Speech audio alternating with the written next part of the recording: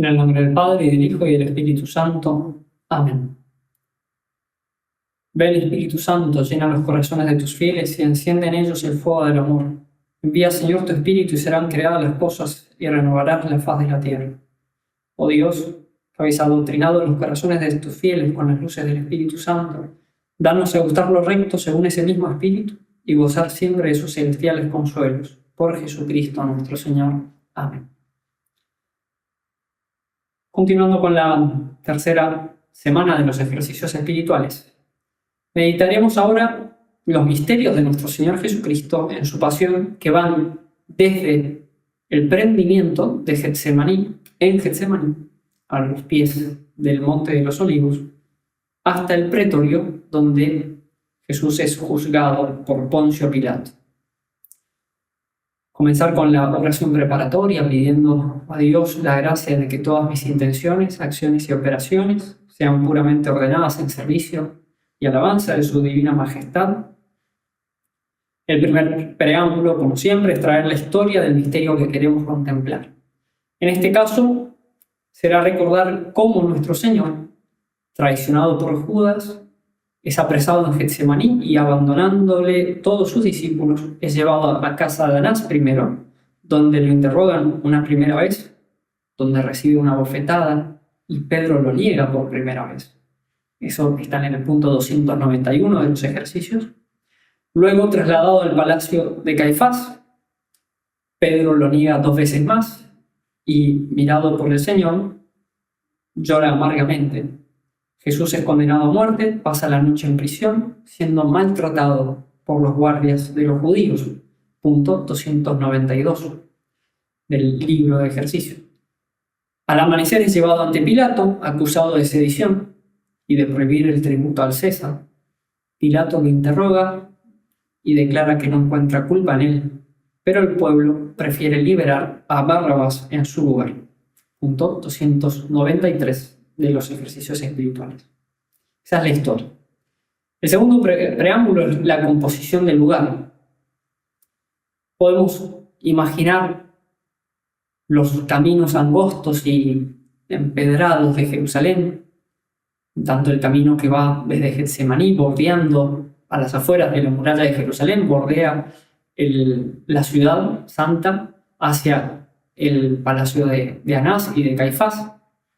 Ahora la actual iglesia de San Pedro en Galicanto, a las afueras de Jerusalén, donde pasa la noche, y después, entrando ya a Jerusalén, podemos imaginar esas calles empedradas hasta la Torre Antonia, lo que estaba en la esquina de la explanada del templo actualmente. Podemos servirnos también de lo que uno puede haber visto en la película sobre la Pasión de Cristo de Mel Gibson, que tan bien ha recreado esos escenarios. Podemos entonces pensar el camino, el palacio de Caifás y de Anás, el pretorio, esa plaza del pretorio. Bueno, imaginar, componer esos lugares con la imaginación. Tercer preámbulo es demandar lo que quiero, la gracia y el fruto que deseo alcanzar en esta meditación.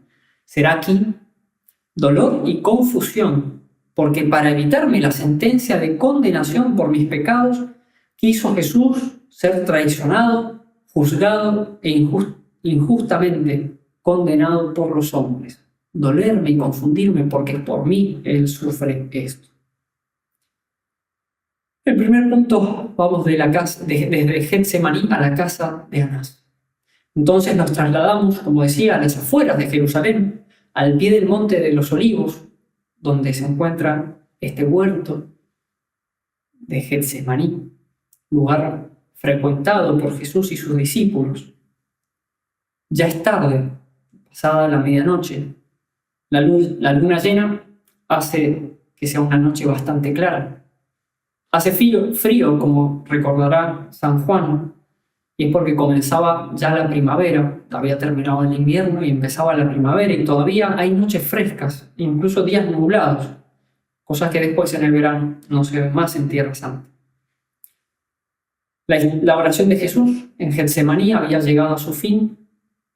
Tras esa agonía, anuncia a los apóstoles que lo están por prender. De hecho, comienzan a escucharse, a sentirse el rumor de gente que llegaba por el camino de Jerusalén, y se ven ya las luces en aquella dirección de las antorchas. Jesús, entristecido como estaba después de la agonía en el huerto, muestra en sus palabras un especial dolor, porque es como que borra todo el gentío que viene y se centra en una sola persona. Y así dice a sus discípulos, a los 11, levantaos, vámonos, mirad que el que me va a entregar está cerca. En efecto, a la cabeza de aquel grupo formado por servidores de los sumos sacerdotes y ancianos del pueblo, jefes de la guardia del templo e incluso algunos soldados romanos, se aprecia en la penumbra un rostro familiar, Judas Iscariote, uno de los 12. El traidor no empuña una espada, no grita órdenes, no señala a su víctima desde lejos. No, su traición es más cruel. Se acerca a Jesús y lo besa. Judas le reprocha a Jesús: con un beso entregas al Hijo del Hombre. Qué herida amarguísima para el corazón de Jesús. No fue un extraño quien lo vendió, ni un enemigo lo entregó. Fue un amigo. Judas había visto y posiblemente hecho milagros. Había oído las palabras de vida eterna de nuestro Señor. Había participado de la última cena. Pero hacía tiempo que su corazón se había ido endureciendo poco a poco por la falta de fe, por el juicio propio, por la avaricia, por la murmuración, cosas que podemos ver en los capítulos anteriores de los Evangelios, antes de la Semana Santa, digamos, cómo él manifestaba esas cosas. Judas había dado a los guardias esta señal: aquel a quien yo dé un beso, ese es. Prendedle y llevadle con cautela. Tras el sacrílego beso, Jesús se dirige a la comitiva preguntando: ¿a quién buscáis? A Jesús el Nazareno, le respondieron. Y en el instante en que Jesús les contesta: yo soy, ocurre algo inesperado, pues retrocedieron y cayeron en tierra, dice San Juan, no pudiendo resistir a la majestad divina de Cristo. Esta muestra de poder la hizo nuestro Señor para manifestar que libremente se entregaría en sus manos. Pese a la tensión del momento, nuestro Señor no se olvida de sus amigos, no se olvida de los discípulos e intercede por ello ante los guardias. Si me buscáis a mí, dejad marchar a estos. Repuestos de la caída, comenzaron a dar muestras de acercarse hacia Jesús. Por eso se desató la pasión de San Pedro, que armado como estaba con una espada, se lanzó a matar o morir, y asestando un golpe a uno de los siervos del sumo sacerdote, le cortó la oreja. Sin embargo, Jesús lo detiene y lo reprende. Le acababa de dar muestras de que podría detener a sus enemigos con solo su palabra, pero no era esa la voluntad del Padre. Ante la vista de todos, sanó la herida de aquel siervo llamado Malco y se dejó apresar. Los discípulos, los 11, que en la última cena todos habían prometido morir con él, ahora todos, dejándole, huyeron. La guardia se dirigió a casa de Anás, llevando al Señor como un malhechor. Entretanto, pasado el peligro y recuperada la compostura, Pedro y Juan comenzaron a seguir a aquel grupo desde lejos, queriendo ver cómo terminaba todo. Llegados a la casa, consiguieron entrar en casa de Anás, pues el discípulo amado era conocido del sumo sacerdote. Anás ya no ocupaba ese cargo, pero seguía siendo una figura de gran influencia en el Sanedrín, y su autoridad seguía pesando mucho sobre los judíos, y especialmente sobre su yerno, Caifás. Por eso lo llevan primero a él, a Jesús. Anás somete a Jesús a un juicio que, desde todo punto de vista, carece de legalidad y justicia también. Lo interroga acerca de su doctrina y de sus discípulos, buscando un pretexto para condenarlo. Jesús le responde: he hablado abiertamente ante todo el mundo. He enseñado siempre en la sinagoga, en el templo, donde se reúnen todos los judíos, y no he hablado nada a ocultas. ¿Por qué me preguntas? Pregunta a los que me han oído lo que les he hablado. Ellos saben lo que he dicho. Apenas Jesús respondió así, uno de los siervos del sumo sacerdote lo golpeó en su cara. ¿Así contestas al sumo sacerdote? Ese golpe, según la palabra griega usada en el Evangelio, pudo haber sido propinado con un palo. Y prueba de lo brutal que fue es que puede verse en la sábana santa de Turín el rostro del Señor con la nariz rota y el tabique desviado. De acuerdo a los evangelios, este es el primer golpe físico que recibe el Verbo encarnado de parte de los hombres. Y Jesús, a quien le ha sido dado todo poder en el cielo y en la tierra, no devuelve golpe por golpe, no aniquila al irreverente, sino que con infinita mansedumbre le dice: si he hablado mal, declaren qué, pero si he hablado bien, ¿por qué me pegas? Aquel servidor, aquel hombre, estuvo cara a cara frente a Dios. ¿Y qué hizo? Le propinó una tremenda bofetada. Nos indigna tal comportamiento. Podríamos reprocharle innumerables cosas a ese siervo que con las mismas manos que recibió de Dios ahora lo golpea. Sin embargo, si miramos en el espejo de nuestras propias acciones, nos damos cuenta de que a través de nuestros pecados hacemos exactamente lo mismo. Despreciamos a Dios, que está siempre a nuestro lado, presente ante nosotros, ofendiéndolo con los mismos dones que nos concedió para que lo amemos. Qué paciencia vemos en nuestro Señor. Por otro lado, qué poco lo imitamos. ¿Cómo reaccionaríamos nosotros a un ultraje semejante? ¿Cómo reaccionamos ante ofensas muchísimo más pequeñas? Mientras todo esto sucedía, Pedro estaba en el patio de la casa, calentándose junto al fuego entre los servidores.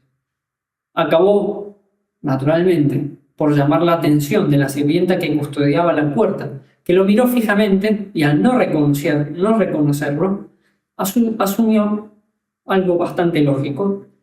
A ese desconocido también lo habrían traído los guardias. Por eso le dijo: ¿no eres tú también de los discípulos de ese hombre?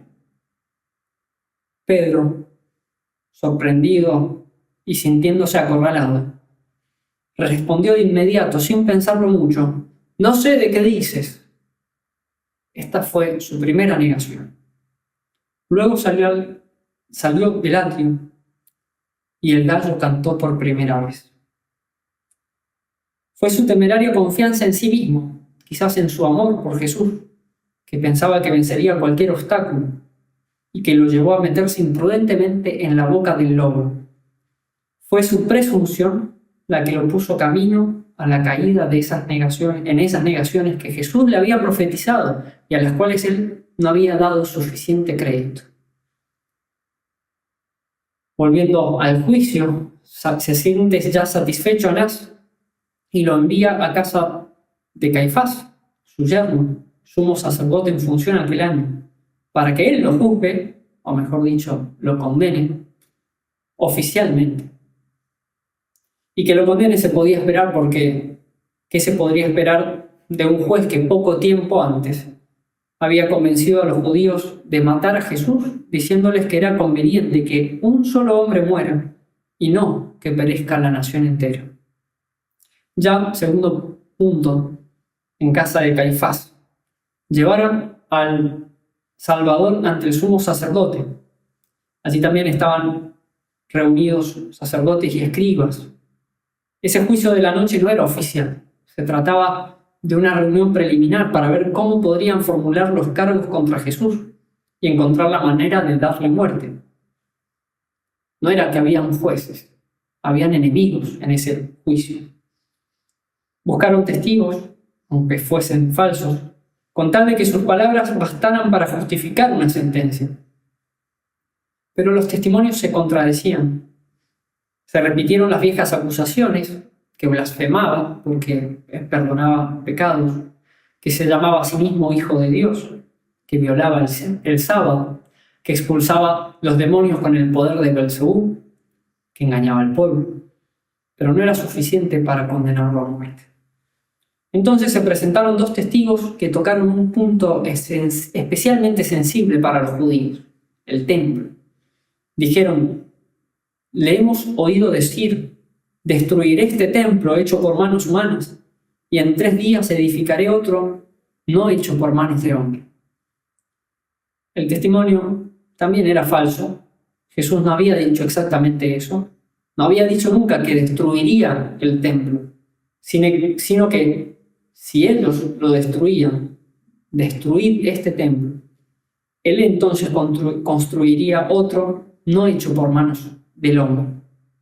Hablando no del templo de piedra, sino del templo de su cuerpo, queriendo significar que cuando lo mataran, él resucitaría al 3er día. En medio de las calumnias, Jesús callaba. Ese silencio era más elocuente que cualquier defensa y cumplía una profecía de Isaías.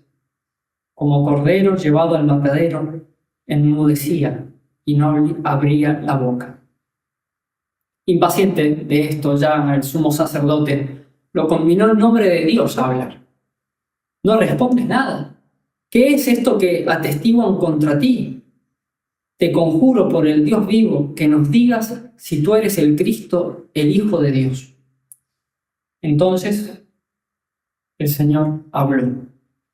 No podía dejar de decir la verdad, no podía dejar de honrar a su Padre, en cuyo nombre había sido conminado a hablar. Tú lo has dicho, yo soy, y veréis al Hijo del Hombre sentado a la derecha del poder y viniendo sobre las nubes del cielo. Fue su confesión más solemne y también su sentencia de muerte. Caifás, al escucharlo, rasgó sus vestiduras y Jesús contempló en su pecho un corazón corrompido por la envidia y endurecido por el odio. De juez que era, se convirtió al instante en testigo y acusador. Ha blasfemado. ¿Qué necesidad tenemos ya de testigos? Acabáis de oír la blasfemia. ¿Qué os parece? Entonces todos, sin excepción, le condenaron a muerte. Entonces, peor aún, jueces y acusadores se hicieron todos verdugos y se pusieron a escupir en la cara y a bofetear y golpear a Jesús. Después decidieron reunirse en la mañana siguiente para concluir el juicio de una manera formal y pedir la ejecución de Cristo al poder romano.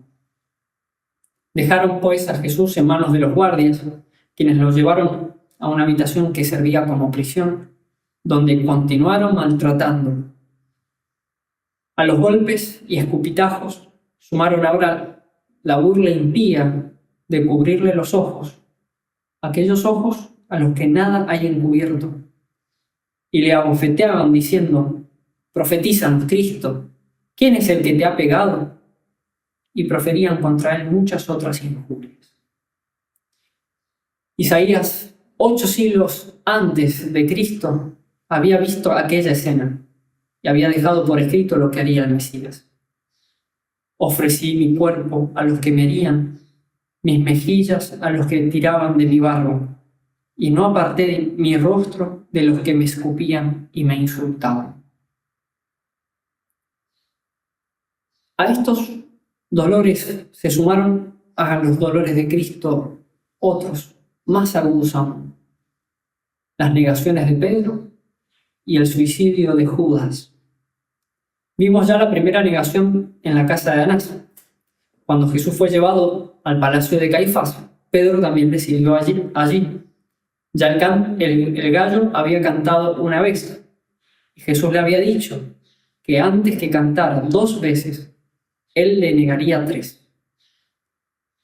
Saliendo Pedro hacia el portal, cuenta San Mateo, lo vio otra criada y dijo a los que estaban allí: «Este estaba con Jesús el Nazareno». Pedro lo negó con juramento: «Yo no conozco a ese hombre». Segunda negación. Alrededor de 1 hora más tarde, las sospechas fueron tales que, una tras otra, surgieron acusaciones contra el pobre apóstol. «Tú eres uno de ellos, se ve por tu manera de hablar», dijo uno. Y otro añadía: «Estoy seguro de que éste andaba con él, se nota que es Galileo». Incluso un pariente de Malco, aquel a quien Pedro había cortado la oreja en el huerto, le dijo: «¿No te vi yo en el huerto con él?». Rodeado por todos lados, se puso Pedro a echar imprecaciones, o sea, maldiciones, y a jurar: «Yo no conozco a ese hombre». Dice San Mateo que inmediatamente cantó un gallo. Viendo lo que sucedió a Pedro, debemos también nosotros aprender la importancia de no colocarnos en ocasiones de pecado. No se cumplió lo que Pedro había prometido: «Daré mi vida por ti», sino lo que Jesús había profetizado: «Me negarás 3 veces».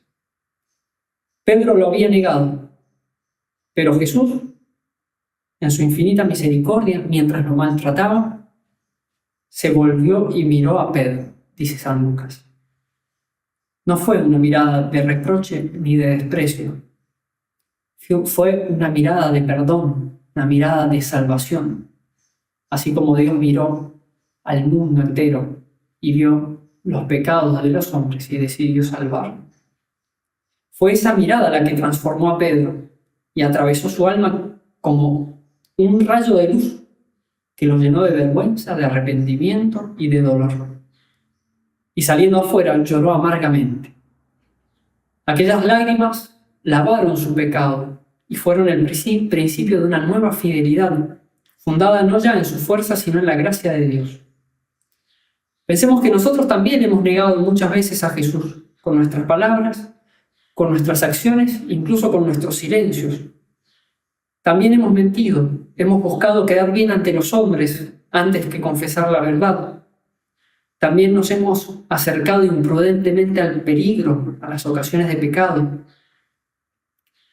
Hemos caído, pero Jesús no deja de mirarnos siempre.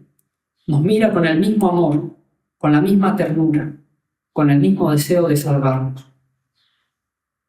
Judas, por su parte, cuenta San Mateo, se negó a esa mirada.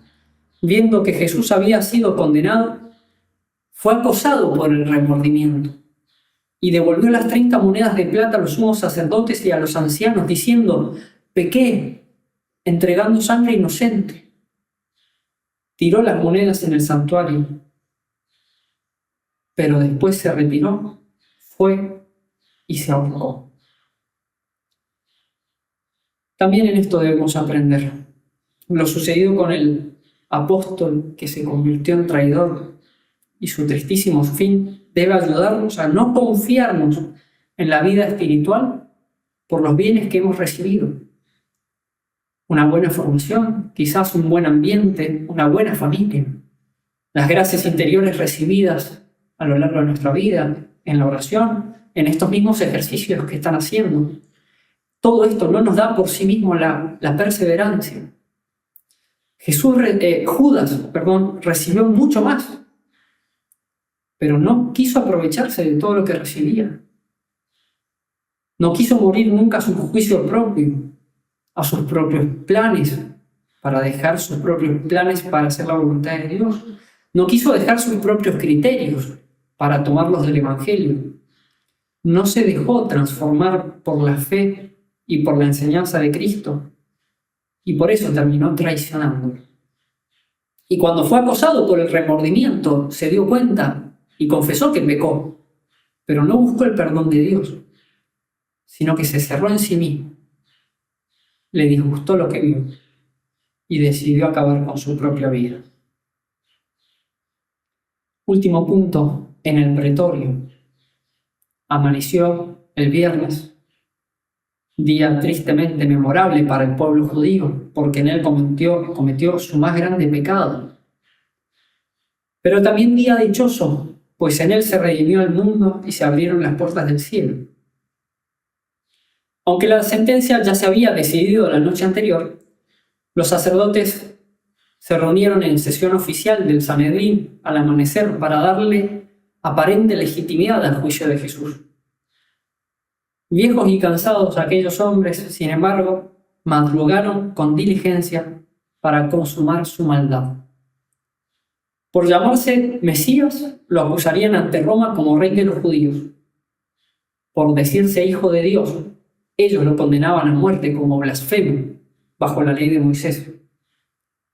Pero como la ocupación romana en aquel tiempo prohibía a los judíos ejecutar sentencias de muerte, se vieron obligados a llevarlo a Pilato, el gobernador. Sacaron al Señor de la prisión y lo llevaron hacia la Torre Antonia, junto al templo, con una cuerda al cuello, las manos atadas y el cuerpo golpeado. Era realmente una escena impensable. 5 días atrás, el pueblo había adornado aquellas mismas calles con ramas de palmera y con sus propios mantos, aclamando a Jesús como hijo de David y rey de Israel. Ahora lo llevan preso y ultrajado para pedir su crucifixión ante la autoridad romana. Pilato ya habría oído hablar de Jesús, que ya tenía mucha fama. Por eso se dispondría a examinar el caso con atención. Los sumos sacerdotes llegaron al pretorio, pero no quisieron entrar para no contaminarse. Aunque no les parecía mancha alguna el estar entregando al inocente. Desde fuera exigieron a Pilato que ejecutase la sentencia, alegando la gravedad del caso. Pilato, al ver al acusado, viendo su serenidad, sospechó la mala intención de los acusadores. Preguntó por la acusación y ellos con soberbia le contestaron: si este no fuera un malhechor, no te lo habríamos entregado, como si su testimonio bastase para que el juez lo condenase. Pero Pilato se negó a condenar sin fundamentos, y también, como quien no quiere involucrarse mucho, les dijo: juzgadlo vosotros según vuestra ley. Entonces manifestaron los judíos sus verdaderas intenciones. No nos está permitido dar muerte a nadie. Pilato, asombrado por el odio contenido en esas palabras, percibe claramente que todo aquello era fruto de la envidia de los sacerdotes. Lleva a Jesús aparte y tiene un breve diálogo con él. Se convence de su inocencia y de que se lo han entregado por envidia, pero no es capaz de liberarlo. Muestra así la debilidad de su carácter, queriendo quedar bien con todos, como quien quiere estar bien con Dios y también estar bien con el demonio, el mundo y la carne. Pero Jesús dijo: no se pueden servir a dos señores, y la verdad no admite componendas. Pilato no era de la verdad, no le interesaba la verdad, y por su falta de adhesión a la verdad, obró en contra de lo que su conciencia le dictaba y de lo que su deber como juez le exigía. Prefirió lavarse las manos, porque aquella verdad le incomodaba. Volviendo entonces con los judíos, les dice que no encuentra ningún delito en Jesús, y repetirá eso varias veces, que es inocente. Pero en vez de dar por concluido el asunto, absolviéndolo al Señor, piensa en un modo de liberarlo y al mismo tiempo quedar bien con los judíos, apelando a la costumbre de liberarles un preso con ocasión de la Pascua. Pilato da por sentado, mal, que el pueblo pediría la liberación de Jesús si les proponía como segunda opción al peor preso que tenía, un famoso malhechor y asesino llamado Barrabás. Pero Pilato no contó con la astucia y malicia de los sacerdotes judíos. Y el pueblo, que tantas veces, y a veces nosotros, es llevado de un lado para otro por aquellos que lo gobiernan. El pueblo, obedeciendo en este caso a sus malos pastores, gritó con furia: a ese no, a Barrabás, ni siquiera pronunciando el nombre de Jesús. Así fue el justo rechazado y el culpable preferido. El autor de la vida condenado para liberar a un asesino. Pedro, en Pentecostés, días más tarde, recordaría a los judíos aquella injusticia. Vosotros renegasteis del santo y del justo, pedisteis que os dejaran en libertad a un asesino. Para concluir estos puntos,